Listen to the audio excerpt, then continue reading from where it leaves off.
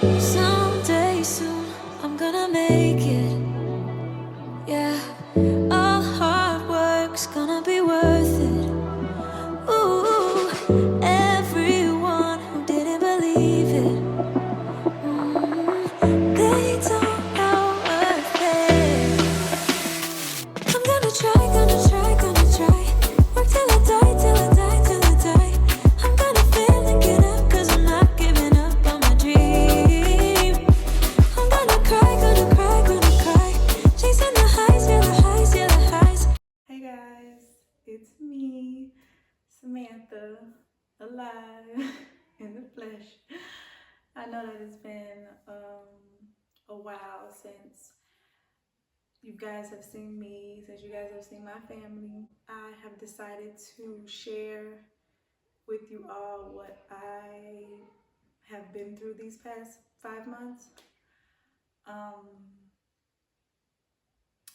I'm gonna keep it really short because it's taken a lot out of me to even sit down and talk about this. I want to thank everyone that reached out to me on social media. Unfortunately, for the past few months, I have not been on social media. I just recently got back on and I saw all of your messages. It was very overwhelming in a good way. Also, thank you for all of the prayers that you left on the last video. They definitely gave me a little boost to get up and keep moving forward. I will be talking about mental health in this video, so if you are watching this and you suffer from any sort of mental health issues, please be very cautious. For the past 5 months, I have suffered from severe depression, and prior to having depression, I was someone who knew nothing about depression. I didn't know how crippling it could be. I was unaware that it was a real illness. But now I am fully aware of that.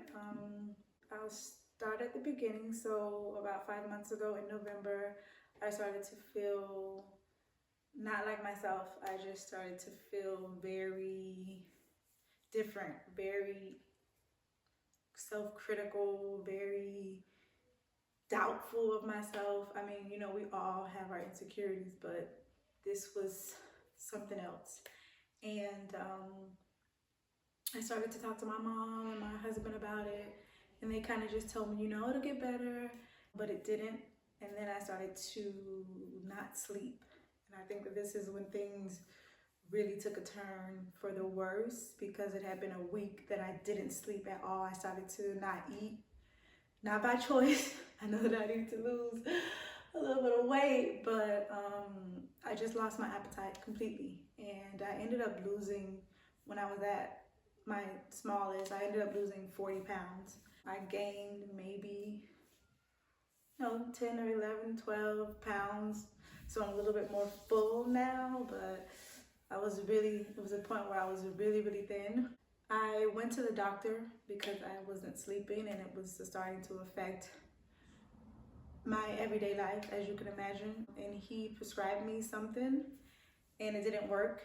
And I started to panic because I just didn't know what was going on. I didn't eat, I didn't sleep, so I was going kind of crazy. And so I went back to the doctor a few days later, and that's when he told me that he thought that I may be depressed.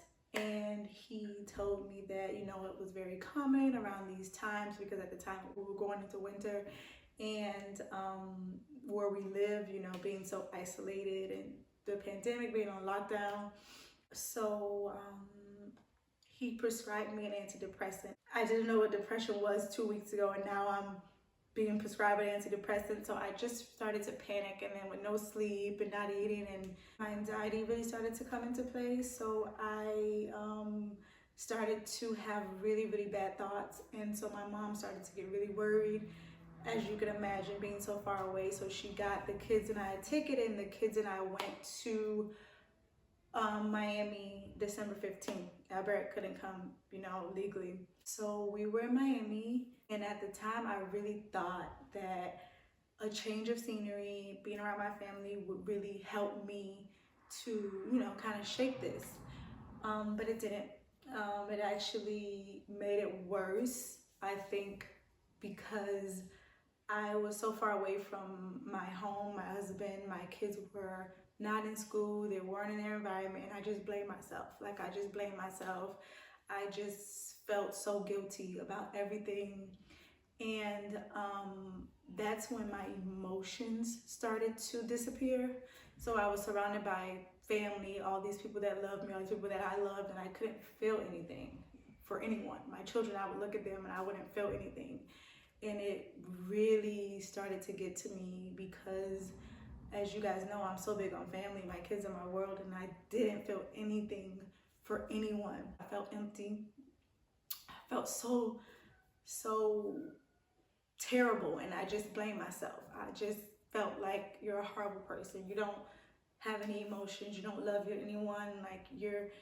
I just felt terrible, and I couldn't take care of myself. I couldn't take care of my kids. I wouldn't shower. I'm being very honest. I wouldn't shower. I wouldn't eat. I just wouldn't do anything, and it was dark times. Everyone kept telling me, focus on yourself, focus on getting better, like everything will be fine, the kids will be fine.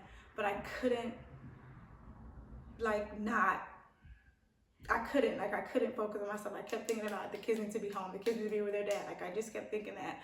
So we ended up flying back to France at the end of January.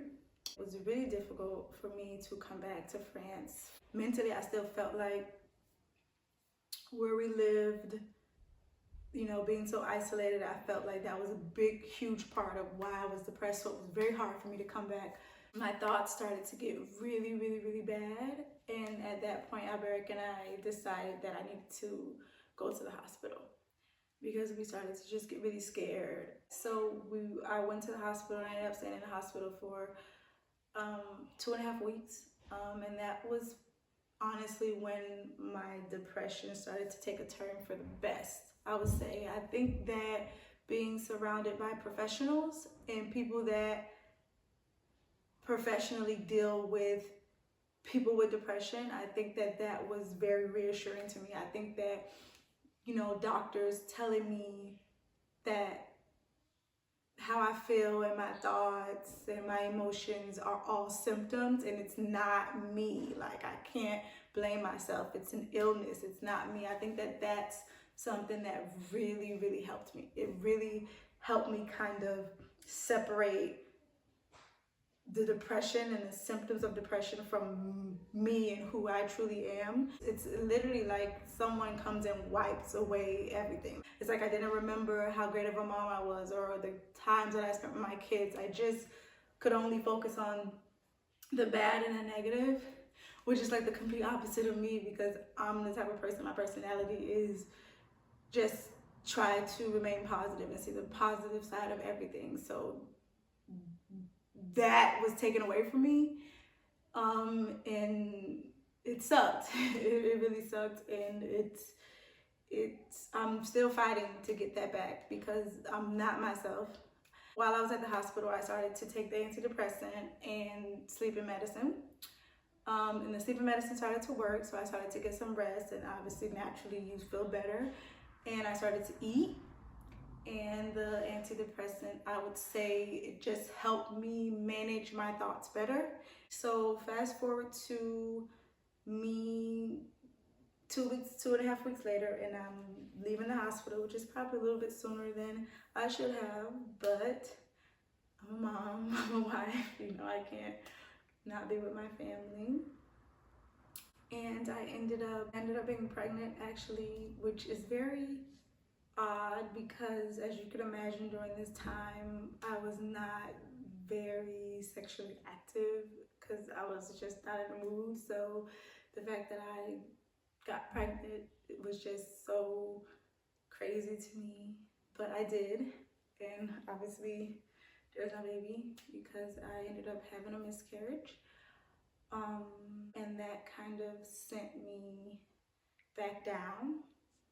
and I was on a lot of medication at the time, and I would pass out. I fell down the stairs. I would give my kids a bath, and I would pass out. And all the medication that I was taking, I just didn't feel like myself. I didn't feel good physically, mentally. I didn't feel good. So after 3 months of being on medication, I decided to stop. And I'm proud to say that I am no longer on any medications. I'm not on any antidepressants. I'm not on any sleeping medicine.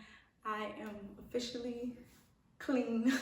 I would say clean, but I don't take anything, and I'm finally feeling like myself again, starting to feel like myself again. The sleep is not back to normal, but it's better than it was. I'm able to fall asleep. I wake up early, and I wake up in the middle of the night sometimes, but usually I'm able to go back to sleep, which is good. I think that there's a lot of healing that needs to happen. I think that I need to sort of fall in love with my life again, if that makes any sense. Last year was a crazy year. It's probably the craziest year of my life, so many of your lives. So, I mean, if there was going to be a year where I would be depressed, I'm sure 2020 was that year. I am just thankful that I'm able to sit in front of this camera in a different headspace.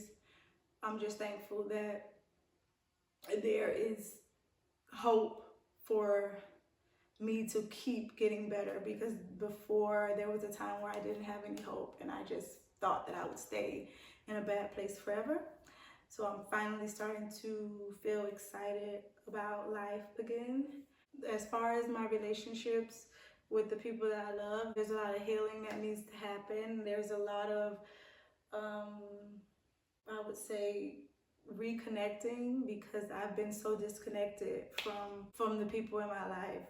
These past few months I've been so disconnected. So I'm just working on that, working on relationships, working on myself. I run 6 days a week. I work out 5 days a week.